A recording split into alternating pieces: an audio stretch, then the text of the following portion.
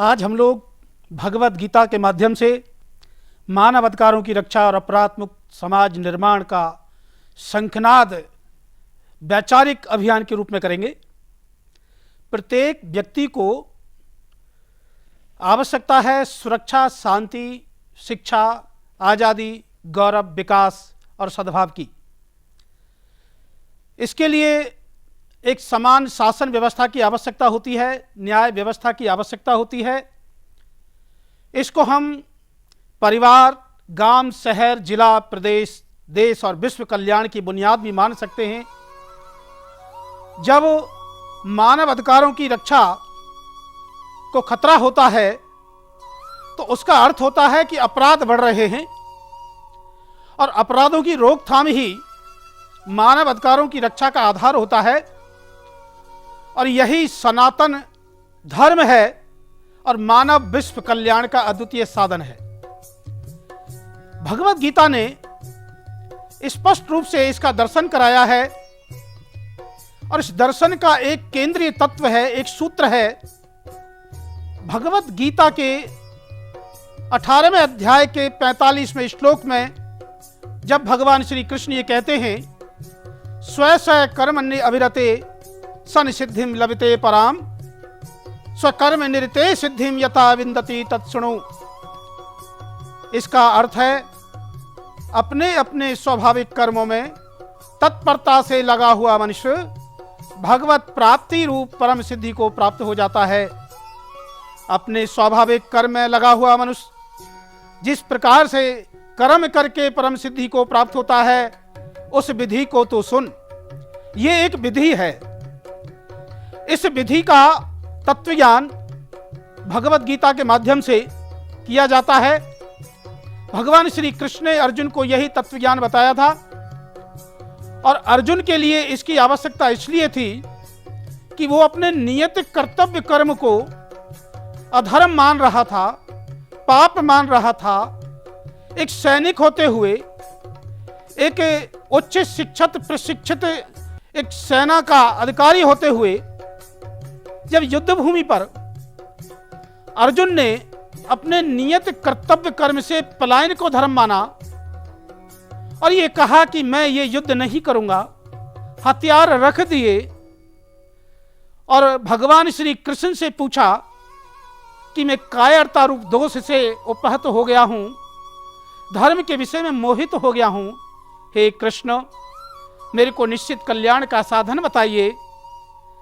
तो एक सैनिक के लिए, एक राजनीतिक के लिए, एक इंजीनियर के लिए, एक वकील के लिए, एक डॉक्टर के लिए, एक राजनीतिज्ञ के लिए, एक पत्रकार के लिए, एक किसान के लिए, एक मजदूर के लिए कल्याण का जो साधन है वो इस श्लोक के अंदर मौजूद है कि हर व्यक्ति का एक स्वकर्म होता है, स्वधर्म होता है और वो स्वधर्म ही उसका स्वकर्म है और स्वकर्म का मतलब नियत कर्तव्य कर्म है।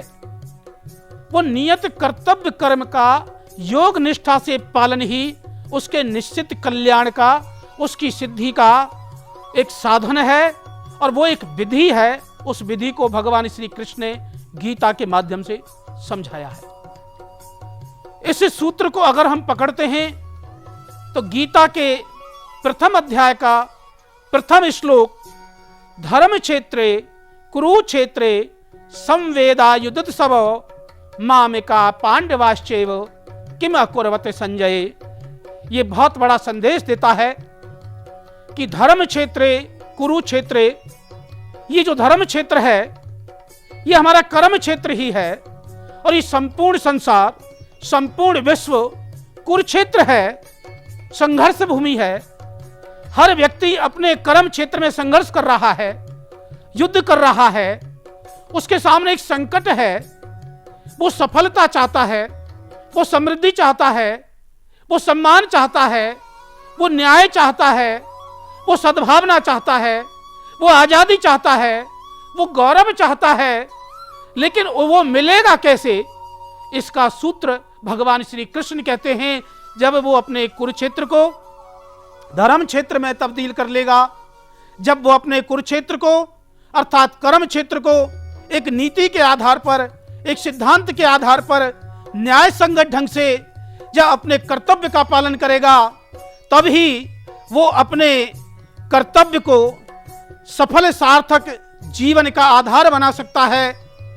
और ये जो आधार है, इसी आधार को अगर हम अधर्म मान लेते हैं, पाप मान लेते हैं और कहने लगते हैं कि मैं अपने कर्तव्य का पालन नहीं करूंगा, डॉक्टर अपने कर्तव्य का पालन नहीं करेगा, इंजीनियर अपने कर्तव्य का पालन नहीं करेगा, पत्रकार अपने कर्तव्य का पालन नहीं करेगा, राजनीतिक अपने कर्तव्य का पालन नहीं करेगा, पुलिस अधिकारी, सैन्य अधिकारी अपने कर्तव्य का पालन नहीं करेगा, तो फिर कैसे उसका कल्याण होगा, उसके परिवार का कल्याण होगा, उसके समाज का कल्याण होगा। और जब कल्याण नहीं होगा तो उसके जीवन को सफलता सार्थकता कैसे मिल सकती है, सुख शांति कैसे मिल सकती है। इसलिए भगवान श्री कृष्ण के साथ में जो कृष्ण का अर्जुन के साथ संवाद हुआ है, और ये एक दर्शन है, ये एक सिद्धांत है। जब अर्जुन ये कहता है कि हे कृष्ण, एतान हन्तुम इच्छामि घंतो अपि मधुसूदन अपि त्रिलोक के राज्य से हे तो कुमने मही कृते, कि हे कृष्ण, पृथ्वी के तो लिए कहना ही क्या है, मैं तीनों लोकों के राज्य के लिए भी इन सबको मारना नहीं चाहता। इसलिए हे कृष्ण, मैं ये युद्ध नहीं करूंगा। और वो हथियार रख देता है और कहने लगता है, निहस्ते धार्त राष्ट्रान का प्रीति स जनार्दन पापम एवाश्रय इस्मात् हत्वे तान आतताइना।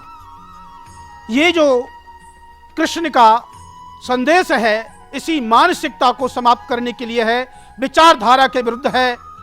कि भगवान कहते हैं कि आतंकवादियों को मारना, अपराधियों को मारना, दुर्जनों को मारना एक सैनिक का धर्म है, एक पुलिस अधिकारी का धर्म है। अगर वो उसको अधर्म मानेगा, पाप मानेगा, समाज की रक्षा कैसे होगी, देश की रक्षा कैसे होगी, न्याय व्यवस्था कैसे स्थापित होगी, मानव अधिकारों की रक्षा कैसे होगी। यही संदेश अर्जुन को दिया गया है। और ये जो संदेश है, इस संदेश के माध्यम से अर्जुन अपने नियत कर्तव्य कर्म में आरूढ़ होता है। और भगवान श्री कृष्ण ये स्पष्ट रूप से बताते हैं कि हे अर्जुन, ये असमय में ये मोह कैसे प्राप्त हुआ है। इसको फिर हम देखते हैं कि भगवान का संदेश क्या है। गीता के दूसरे अध्याय के दूसरे श्लोक में जब भगवान कृष्ण कहते हैं, कुतस्तवा कसिमल मिदम विस्मे समुपस्थितम अनार्य जुष्टम अस्वर्गम अकीर्तिकरम अर्जुनो, कि हे अर्जुन, तुझे इस असमय में यह मोह किस हेतु से प्राप्त हुआ है। ये श्रेष्ठ पुरुषों द्वारा आचरित नहीं है, ये स्वर्ग को देने वाला भी नहीं है, ये कीर्ति को करने वाला भी नहीं है। इसलिए हे अर्जुन, ये तेरे लिए शोभायमान नहीं है। अगले श्लोक में भगवान श्री कृष्ण ये बताते हैं और बताते हैं कि उसको अपने नियत कर्तव्य कर्म को करना क्यों अनिवार्य है।